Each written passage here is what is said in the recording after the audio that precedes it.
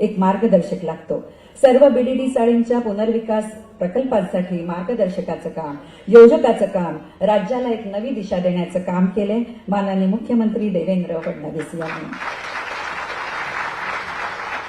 VDD चाळ पुनर्विकास प्रकल्प हा माननीय मुख्यमंत्र्यांचं स्वप्न आहे, म्हणून मी त्यांना विनंती करते की त्यांनी या क्षणी मार्गदर्शन करावं। हिंदवी स्वराज्याचे सरसंस्थापक छत्रपती शिवरायांना मानाचा मुजरा करतो।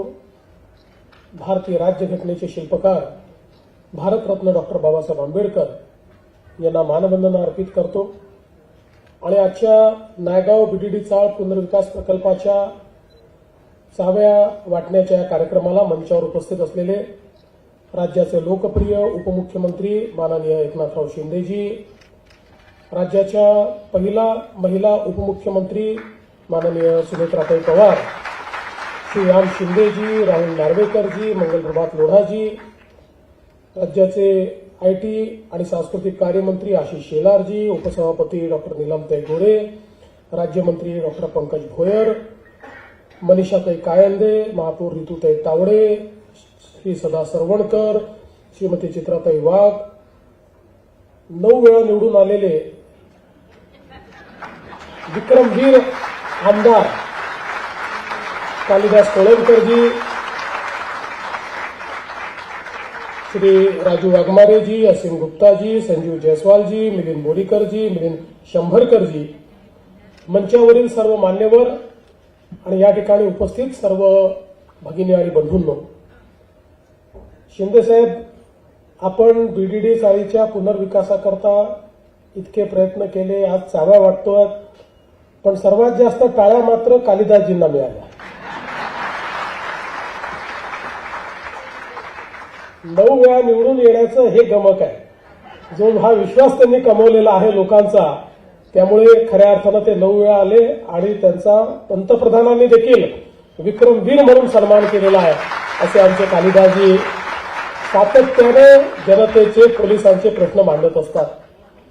आज मला अतिशय आनंद आहे की नायगावच्या बीडीडी चाळीच्या चाव्यांचं वितरण आपण या ठिकाणी केलेलं आहे आणि विशेषतः आपल्याला कल्पना आहे की बीडीडी चाळीचा पुनर्विकास हा राज्यामध्ये जवळपास गेले 40 वर्ष गाजणारा मुंबईतला एक विषय होता।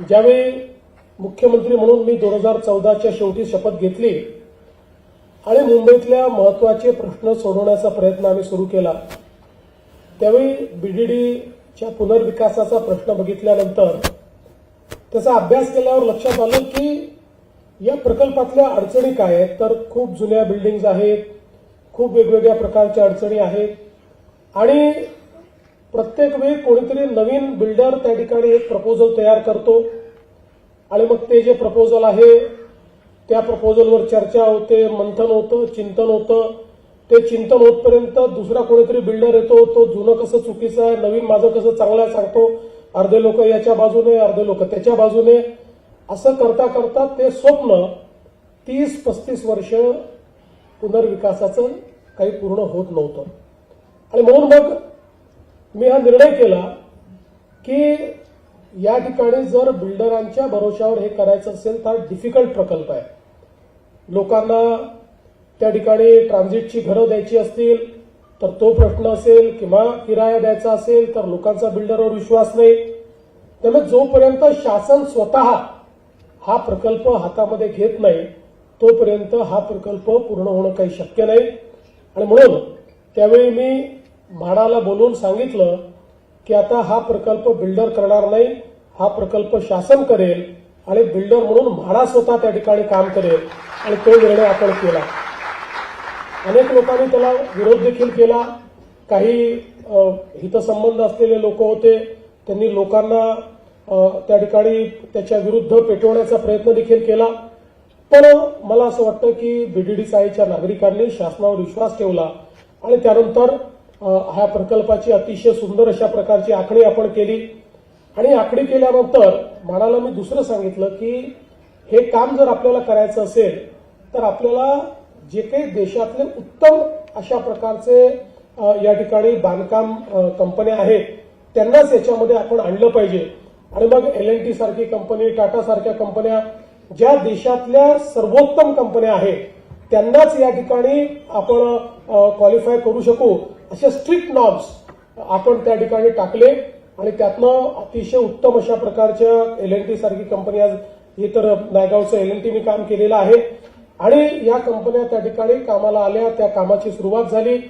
नंतर काय काय अडचणी आल्यात आपल्याला शिंदे साहेबांनी सांगितलं, पण पुन्हा आपलं सरकार आल्यानंतर शिंदे साहेबांच्या नेतृत्वात सगळ्या अडचणी ज्या काही होत्या त्या आम्ही दूर केल्या.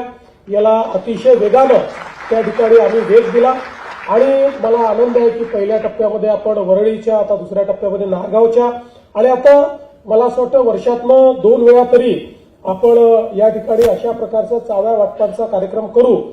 कारण आपण चाव्या जर वाटल्या नाही तर कालिदासजी आपल्या डोक्याला चावा घेत असतात. ते चावाच घेतात डोक्याचा आणि ताबाही घेतात. त्याच्यामुळे मला असं वाटतं की हे अत्यंत महत्वाचं आहे की वेगानं हे सगळं काम झालं पाहिजे.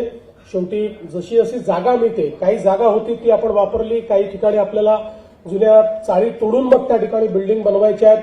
त्यामुळे ते जागेच्या अभावामुळे त्याला थोडा उशीर लागतोय. पण आता आपण हे ठरवलंय की 2029 पर्यंत 100% सगळ्या घरांच्या चाव्या या आपल्याला त्या ठिकाणी द्यायच्या आहेत. आणि म्हणून मी आमच्या म्हाडाचे अधिकारी असतील आणि त्याचसोबत आपले कॉन्ट्रॅक्टर्स असतील, या सगळ्यांचं देखील अतिशय मनापासून अभिनंदन करतो की या सगळ्यांनी खूप चांगलं काम केलेलं आहे. आता नायगावचं आम्ही जाऊन बघू, चहा प्यायला येऊ तुमच्याकडे, पण आम्ही वरळीच्या जे आपले आहेत त्यांच्या घरी चहा प्यायला गेलो होतो. अतिशय उत्तम बांधकाम झालेलं आहे. L&Tनी तिथेही बांधकाम केलं, अतिशय सुंदर केलेलं आहे. म्हणजे कुठल्याही खासगी बिल्डरला लाजवेल अशा पद्धतीचं बांधकाम हे या सगळ्या पुनर्विकासाचं झालेलं आहे. सगळ्या प्रकारच्या अम्युनिटीज या त्या ठिकाणी देण्याचा प्रयत्न आपण केलाय. हे खरं आहे की आपण वरळीला एकाच एक पार्किंग देऊ शकलो, पण नायगावला लोकांची मागणी आहे की 2 लोकांना 1 पार्किंग मिळालेलं आहे. पण अलीकडच्या काळामध्ये या गोष्टी अडचणीच्या होतात आणि म्हणून त्याचं सोल्युशन काय आहे, आता इंजिनिअरिंग सोल्युशन काढण्यात थोडा त्रास आम्हाला असा होतोय की इथे अंडरग्राऊंड पार्किंग असल्यामुळे जागेची कमतरता आहे. पण काही ना काही सोल्युशन या संदर्भातलं हे आम्ही निश्चितपणे काढू. मी आणि शिंदे साहेब आम्ही दोघांनी आता चर्चा केली आणि निश्चितपणे त्याही संदर्भातलं जे काही सोल्युशन आहे ते सोल्युशन आपण काढू. आणि दुसरा अंबामाता मंदिराचा प्रश्न कालिदासजी आपण भवानी माता, अंबामाता नाही भवानी माता मंदिराचा आपण प्रश्न मांडलेला आहे. भवानी माता म्हटल्यानंतर तर छत्रपती शिवरायांचं कुलदैवत आहे आणि आमचंही आहे आणि आपल्या अख्ख्या महाराष्ट्राचं कुलदैवत आहे. त्यामुळे भवानी माता मंदिराकरता 900 चौरस फूट जागा त्या ठिकाणी देण्यात येईल आणि तात्काळ अतिशय सुंदर अशा प्रकारचं त्याचं बांधकाम हे आपण करू. आधीपेक्षाही उत्तम लोक केवळ ते मंदिर बघण्याकरता येतील अशा प्रकारचं बांधकाम हे त्या ठिकाणी आपण करू, हा विश्वास या निमित्ताने मी तुम्हाला देतो. आज खरं म्हणजे मुंबईमध्ये सामान्य जो आमचा मराठी माणूस आहे, सामान्य माणूस आहे, मुंबईतला गरीब माणूस आहे, त्या सगळ्यांना घरं देण्याचा प्रयत्न आपण करतो.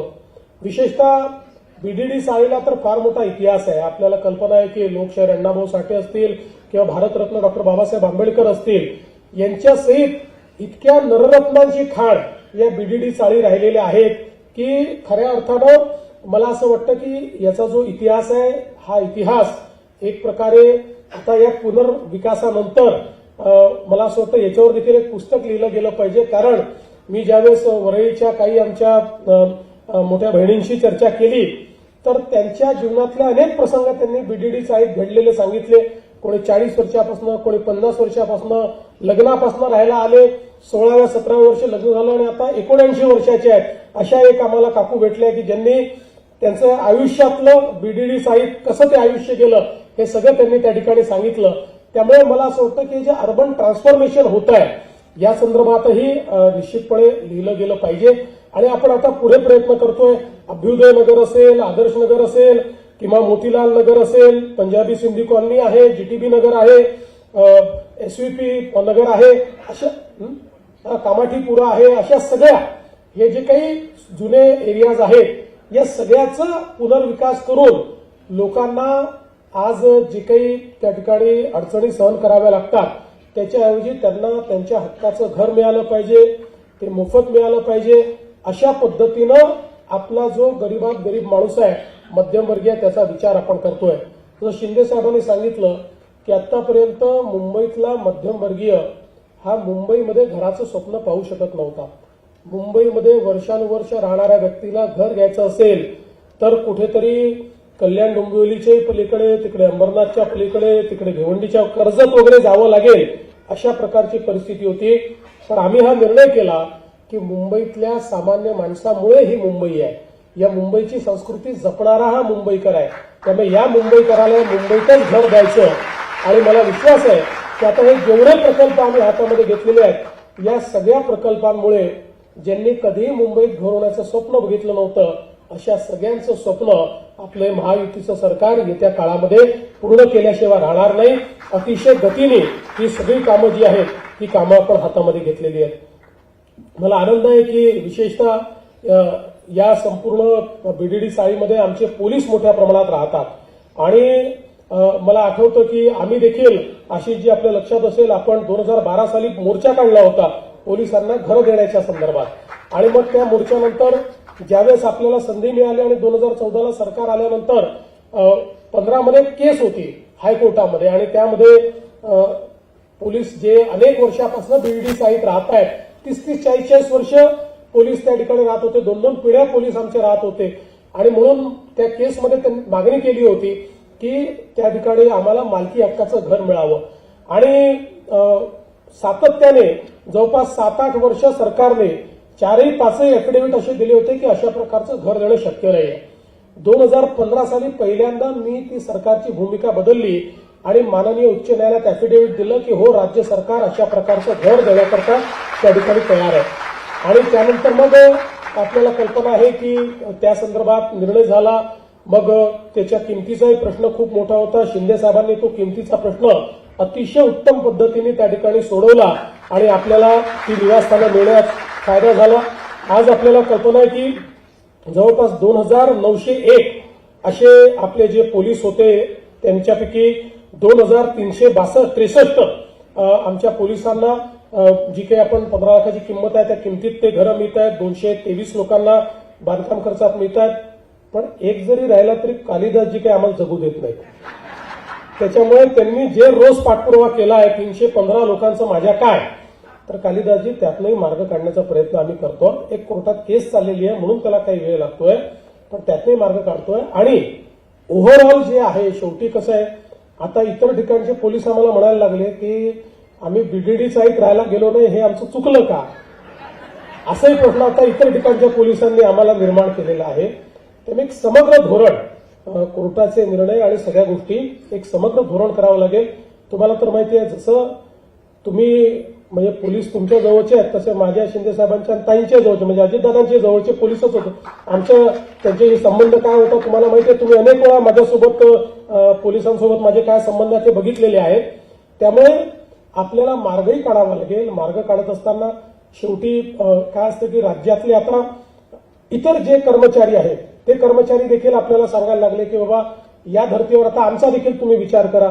मग भविष्यातले प्रश्न निर्माण झाले की आता मग पुढे जे काही लोक नोकरीत येतील त्यांना सेवानिवासस्थानं कुठनं द्यायची, असे अनेक प्रश्न आहेत. पण तरी देखील मी तुम्हाला हे सांगतो की तुमच्या आणि आमच्या स्वप्नामध्ये काही भेद नाही आहे. फक्त त्यातनं कायदेशीर आणि व्यावहारिक अशा दोन्ही पद्धतीचा मार्ग काढला पाहिजे. कारण मी तर 2016 साली तुम्हाला लक्षात असेल की मुंबईमध्ये पोलिसांना मालकी हक्काच्या घराची जी पॉलिसी आहे ती 16 मध्ये आपण तयार केली. त्या पॉलिसीमध्ये काही अडचणी नंतरच्या काळात आल्या, पण आता पुन्हा आपण ती पॉलिसी योग्य प्रकारे कशी करता येईल त्या संदर्भात आपण प्रयत्न करू. आणि आता पुढच्या काळामध्ये हे सगळं जे रिडेव्हलपमेंट मुंबईमध्ये होणार आहे, जवळपास म्हणजे हे सगळे जे जुने वेगवेगळ्या लेआउट्स आहेत, या लेआउटचं जे रिडेव्हलपमेंटचं काम आपण हातामध्ये घेतलंय त्याची एकत्रित आपण विचार केला तर जवळपास 1000 एकराचं रिडेव्हलपमेंटचं काम आता आपण मुंबईमध्ये करतोय. त्यामुळे मोठ्या प्रमाणात मुंबई जी आहे ती या ठिकाणी बदलणार आहे. मुंबईमध्ये सामान्य माणसाला घर तर मिळणार आहे, पण मुंबईची लिव्हेबिलिटी, मुंबईमध्ये इज ऑफ लिव्हिंग, सामान्य माणसाच्या जीवनामध्ये क्वालिटेटिव्ह चेंज हा आणण्याचा आपला प्रयत्न आहे. आणि त्या दृष्टीने खऱ्या अर्थानं आपलं हे सगळं काम चाललेलं आहे. आणि म्हणून तुम्ही बघा की बीडीडी चाळीचे पुनर्विकास करताना अनेक वेळा अधिकाऱ्यांची चर्चा व्हायची, एक आपण अम्युनिटी वाढवायचो. ते सांगायचे साहेब आम्हाला प्रॉफिट नको, पण खिशात घालायला लावू नका. पण तरी आपण सांगायचो नाही, काही हरकत नाही, पुढे तुम्हाला जे काही सेलेबल आहेत त्याच्या किमती वाढणार आहेत, त्यामुळे तुम्ही ते टाका. असं करत करत आपण जेवढ्या जास्तीत जास्त अम्युनिटीज त्या ठिकाणी देता येतील ते देण्याचा प्रयत्न आपण केलेला आहे. आणि म्हणून मी एवढंच या निमित्ताने सांगतो की निश्चितपणे भविष्यातही बीडीडी चाळीचं काम तर उत्तम पूर्ण करूच, सगळ्यांना त्या ठिकाणी राहण्याची चांगली व्यवस्था आपण करून देऊ. पण मुंबईमध्ये इतरही जे मध्यमवर्गीय मुंबईकर आहेत त्यांचंही घरांचं स्वप्न पूर्ण करण्याकरता आपलं सरकार हे कटिबद्ध आहे. आपल्या आज ज्यांना चाव्या मिळालेल्या आहेत त्यांना मी पुन्हा एकदा विनंती करतो, मागच्या वेळेस केली होती की काही झालं अडचणीमध्ये, अडचणी कशातही भागवा, पण मुंबईतलं बीडीडी चाळीतलं आपलं घर कधी विकू नका, काही झालं तरी विकू नका, अशी आपल्या सर्वांना या निमित्ताने विनंती करतो. आणि जे दुसऱ्या पिढीचे लोक आले आहेत त्यांना तर विशेषत्वाने सांगतो की तुमच्या पहिल्या पिढीने ज्या हाल अपेष्टा या बीडीडी चाळीमध्ये सहन केलेल्या आहेत, आता जे घर मिळालेलं आहे ते घर त्यांच्या हाल अपेष्टांची कहाणी सांगणारं घर आहे. त्यामुळे कधीच ते घर तुम्ही विकायचा विचार करू नका. ते घर त्याचं संवर्धन योग्य पद्धतीने तुम्ही करावं, अशा प्रकारची तुम्हाला सर्वांना विनंती करतो. आपल्या सर्वांना अतिशय मनापासून नवीन घराच्या शुभेच्छा देतो आणि माझं बोलणं संपवतो. धन्यवाद. जय हिंद, जय महाराष्ट्र. धन्यवाद साहेब. उर्वरित सदनिका धारकांना उद्यापासून साईट ऑफिस नायगाव येथे रोज सकाळी